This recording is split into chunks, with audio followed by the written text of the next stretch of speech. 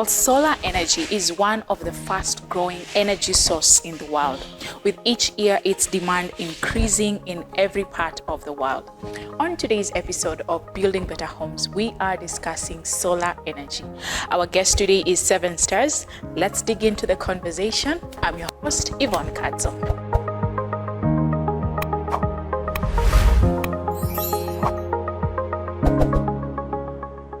Welcome, Mr. Francis. Thank you so much. Right. Thank you for hosting us. Yeah, my pleasure. At Seven Stars.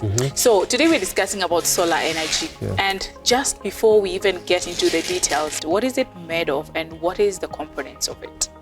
So when we mention solar energy, it's a very broad sector, but it can be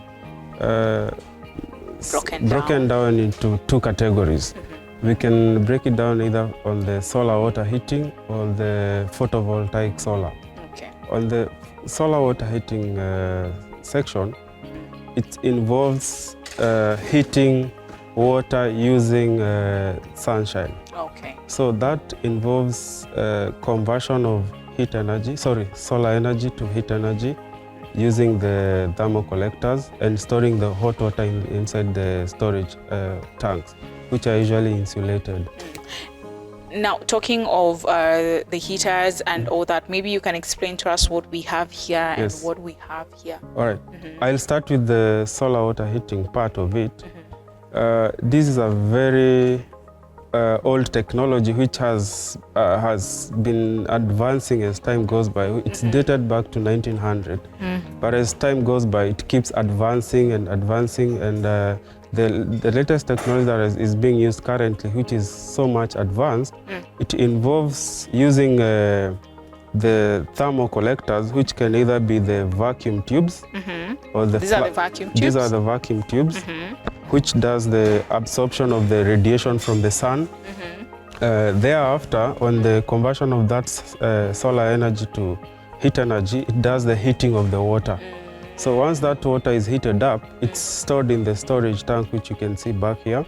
So this tank that you're seeing, it has an internal tank, which is usually is a stainless steel tank. Okay. So between the outer tank that we can touch and the inner tank, there is an insulation film that prevents or maybe ensures there is no loss of heat. Okay. So whenever you're showering, regardless whether it's sunny or it's at night or in the morning, you can still access hot water from the solar water heater. Now, a question even before we proceed to the other ones. Yes. This size, is the water that is heated only this liters? Yeah, this it's size? actually what you can see. This tank is the volume that holds the hot water that is heated up. But now, the systems comes in different sizes, depending on your size of the family, the number of people that are using. But when we are doing our estimation on the size, we say 20 liters per person per day. So maybe a family of 4 users, we give it an estimate of 20 liters per person. And then depending on the number of times that one can take a shower, we're able to give the size. And you know, nowadays when it comes to construction and building, many people are opting to have, fresh water, the so-called from Kancho, and also boreholes, which is salty water. Does the salty water affect this kind of thing in any way, maybe causing of rusting or something of that? So that's a good question. What happens when you're making a choice for the system to use, you need to make considerations for the nature of your water. So if you're using salty water, there is a specific tank that we normally stock that can withstand salty water. Okay. Because actually, you know, all this involves the nature of water that you're using. So someone in Nairobi is not using the same water as someone is in Mombasa. Yes, true. So depending on the nature of water, if it has impurities and maybe if it's borehole water, there's a different tank for every for all the different types of water we have. Okay. Now, if you can just keep a little bit now to the panels and all that, maybe you can tell us about it and how is it being used? Yeah, for the panels, as we all know, worldwide, the cost of living is really skyrocketing. Yes. So people are trying to find alternative means of energy. Yes. So by that said, the solar energy is coming in place to replace the normal fossil energy. Power. So you see, having solar panels, you're sure that these are the ones which does the conversion of now the sunshine to usable energy. Okay. So with this, the panels, as you're seeing here, these are monocrystalline. You have two types of panels. You have the monocrystalline panels, which have higher absorption capabilities, and you have the polycrystalline.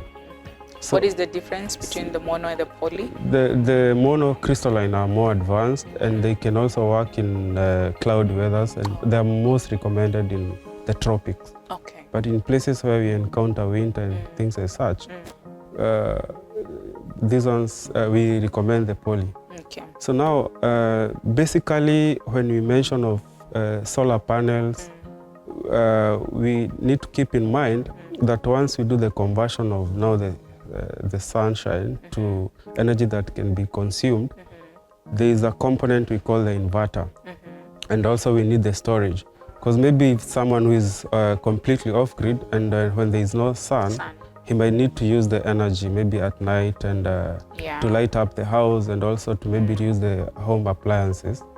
So once these these normally collect the sunshine, it's converted by the inverter, and then it can be stored in the batteries. Same as the water heating. Depending on the number of appliances, or maybe depending on what you want to light up in the house, you're able to choose the package, because they normally come in different packages, depending on what you'd want to be powered. Now, for a homeowner, or maybe a future homeowner, what is that one thing I should have in mind, or I should consider before I make a decision of getting a solar energy or a solar panel on this tank? So number one, starting with the solar water heater, the biggest, or maybe the most important consideration that one needs to make is having provisions for hot water line. You know, traditionally, for the old houses, we normally do one pipe for cold water. Yes. But nowadays, even I'm sure you heard, there are recommendations by the government that for any new building that is coming up, you need to do the provisions for solar energy. Yes. So that basically means you need to do the double piping for hot water, and also definitely the cold water will definitely be there. So number two, you need to know the source of cold water that is feeding the solar water heater. Okay. So there are two ways of having water get into the solar water heater. So you can either have a pump that can pump in cold water into the solar tank, or maybe you can have a raised overhead tank that can allow flow of water to the water heater via gravity. Actually, those are the two most important considerations. The rest, in terms of the sizing, the nature of water, depends. Those ones can come much later. Yeah. And what about the panel? What are the top considerations one should have? For the panels, for you to, you need to know the size. You know, it's either you're going fully off grid, or you're doing a backup. Okay. So if you're using Kenya Power, or maybe the on-grid power, you need to you need to know whether you're going completely off-grid or you're just having backup, so that when you have blackouts, you can have the alternative source of power instead of staying in the darkness. Yeah. And now, talking of the panels, most of the time we see where they're installed. Yes. They're usually installed either slanted or something. Why is that? Yeah, actually it runs across for the water heater and the panels. The roof orientations ensure maximum exposure to, or maybe absorption for the panels. Okay. So when you have an inclined or maybe an elevated roof, you know, of course, the sun rises from east to west. So you need to factor in how the longest time, or maybe the earliest convenience, either the solar water heater or the solar panels can access the sunshine, so that you have your water heated up earliest possible. you can have your batteries full at the earliest convenience. Okay. So the best answer I can give to maybe why they normally do the inclination is to ensure optimum absorption for the sunshine. Yes. Okay. And when it comes to the panels or even the heater ones, yes. Does the type of roof, does it affect the type of roofing that I choose for my home? Will it affect these installations, or I can be fitted in any kind of roof? Yeah, it does.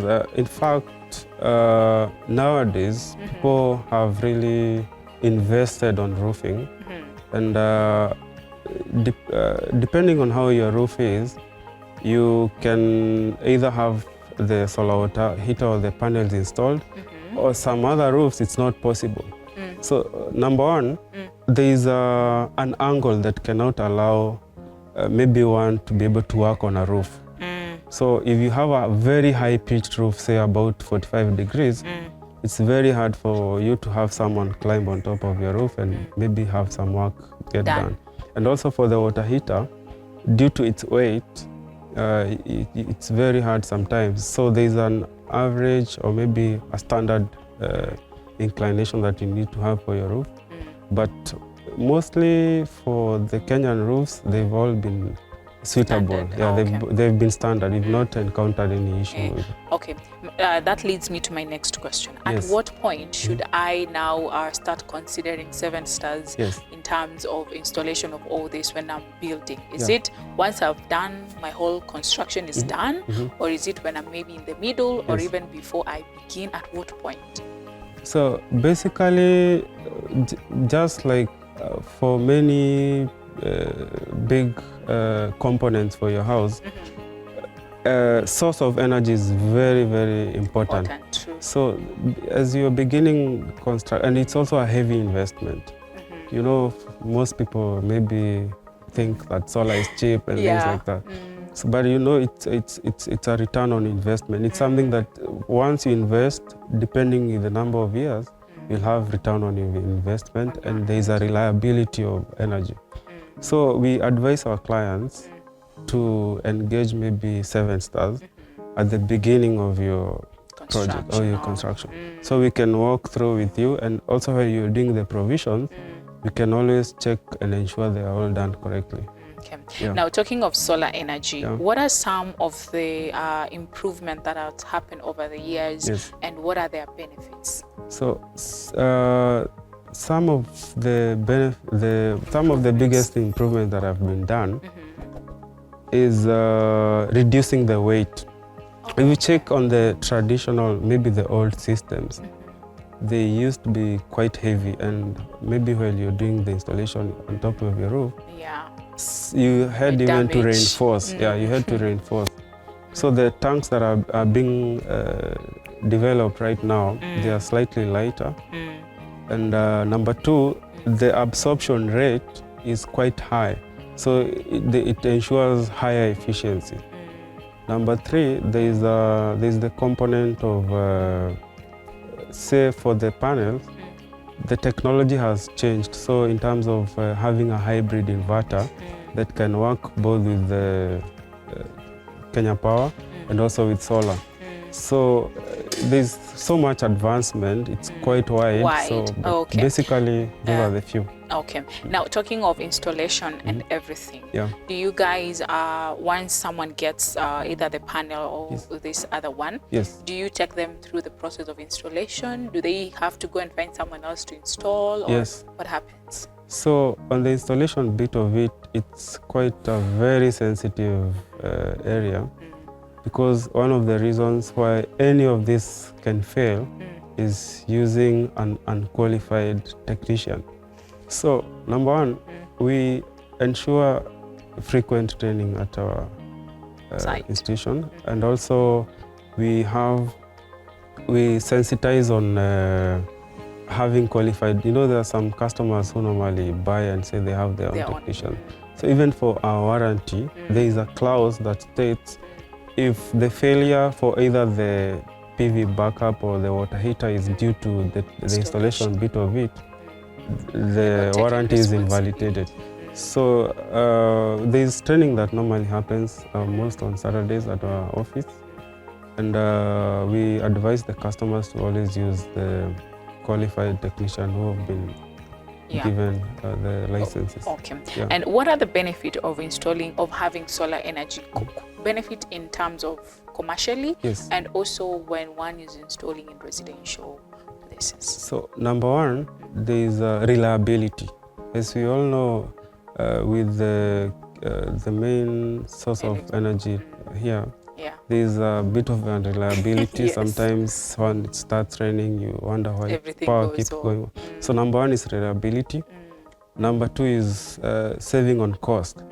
So for water heater, you are sure that you'll save around 40 to 65% of your energy, because for most residential houses, the most power consuming component is water heating. So once you eliminate water heating in your household, you're definitely assured that you've cut down 40 to 65% of your energy bill. So that's the cost aspect. Number three, the green, ensuring using renewable energy is good for our environment. Yes, so it works well. So those are the basics. And talking of installation and everything, roughly or estimate how much does it cost for one to install these and also the panels? So for the water heater, the installation cost ranges between 10,000 to 15,000, depending on how far the site is. If it's within Nairobi, outside, we normally do it countrywide, but the range is between 10 to 15. And for the backup, it ranges between 15 to 100, depending on the load or maybe the number of panels that one is to be installed for the house. And typically, how long does such heater last, and also the panel? And when it also highlight on the maintenance? So for the water heater, we normally, the manufacturer's lifespan, it's around 15 to 20 years. Yes.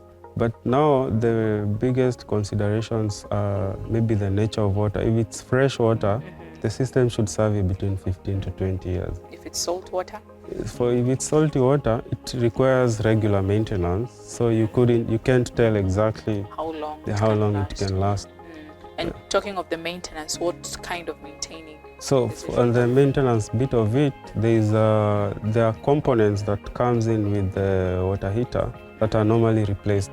There's a magnesium rod that prevents the salty nature of water. There's the cleaning part of the scales that normally develop due to the saltiness of the water. And what are some of the environmental benefits of using the solar energy instead of opting for other ways? Of course, you're sure that you'll save the ecosystem by not having disposing of. If you compare green energy and the fossil, it's something renewable. It's something that can be used over time. Yes. And what are the common challenges? Like, once I get the panel or I get the heater, what are some of the challenges I should expect, and how would I, solve those challenges? So the biggest challenge of using, maybe you having engaged this product, they all depend with the sun. So if it has been for the past 2 days, if it's too cloudy, you might experience minimal charging or maybe heating of water. But it's something that happens if you have maybe you've extended the sizing, regardless of whether the sun is too hot or maybe it's gone down. You still have enough. But maybe when it's too cloudy, or maybe when the weather is not very favorable, you might experience a little downside of maybe what you get as the results. So generally, you would advise maybe if I'm staying in an area where it's typically maybe cold and rainy most of the times, I use this, but also have another option, the normal electricity heater. Yes. Okay, and now when it comes to the challenges, of the panels. Yes. Is it the same with this in terms of sun, everything? It's the same. It works across for both of them. But what we normally do, maybe when your load is around 5 kVA and you need to use 6 panels, and you're living in a place like Limuru where it's normally very cold, you might need to extend maybe 2 panels just to optimize, to have more absorption.